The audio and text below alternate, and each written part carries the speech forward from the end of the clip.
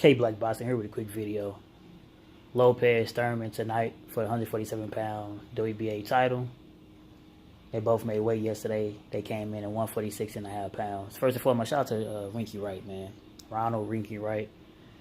He was holding up the title once when for the weigh-in for Thurman and Lopez. Rinky Wright, man, was a champion that was, in my opinion, undervalued, man. He was a phenomenal boxer, had good defense, man. He was a southpaw, and he literally fought everybody that was placed in front of him, man. So shout out to a real, true champion. We don't really have those type of boxers in this day and age of boxing. But this is the first fight for Keith Thurman in nearly 2 years. Last time we seen Keith Thurman in the ring, he was about 1 year and 10 months ago, and a little bit and some change. Lopez hasn't been as busy either. You know, he only fought since Keith Thurman took his hiatus. Lopez only been in the ring like twice, but there's still 2 more times than Keith Thurman.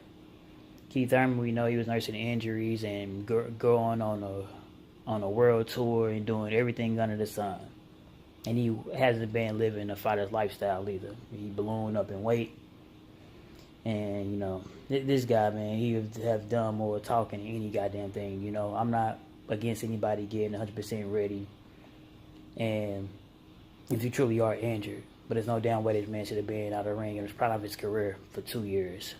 But anyway, man, this will bring me to my next point. Lopez, you got the opportunity of a lifetime. Like I said, this guy has been out of the ring for damn near 2 years. You was looking as a gatekeeper. You looked at it as a tune-up fight. So the best thing you can do is have a Tony Harrison moment. Although I know you don't box like Tony Harrison. I know you're not slick and you're not a pretty boxer like him. But what I mean is, this opportunity of a lifetime. It's for a title. And it's going to come in far and few in between, especially the man in your position. You already got several losses. So the best thing you can do is swing for the fences, man. Even if it means you get caught with a shot and get knocked out your damn self. So fucking what? So be it.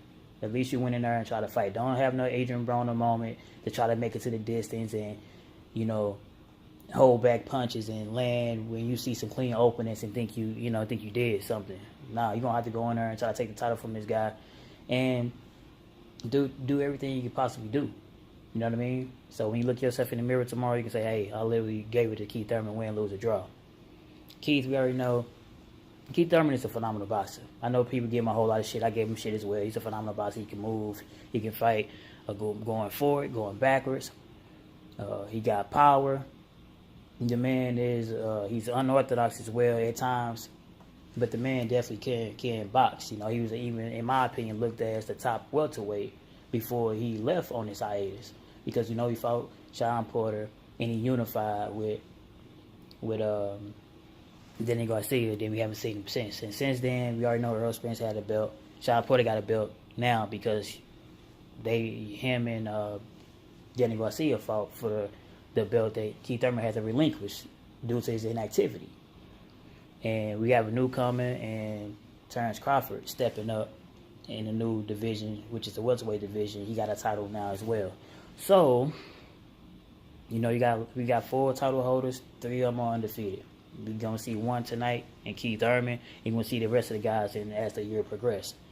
So, in my opinion, you know what I mean? I think Thurman gonna win though. All right, I think that's what's going to happen. I think Lopez gonna maybe put up a good fight, but he is gonna get caught. But I'm not gonna be mad at that as long as he put up a good fight. But if he go in there being last day school and really want to exchange, then it is what it is. But the thing is, I'm actually rooting for Lopez, and the reason why, because we have to have this type of occurrence in boxing.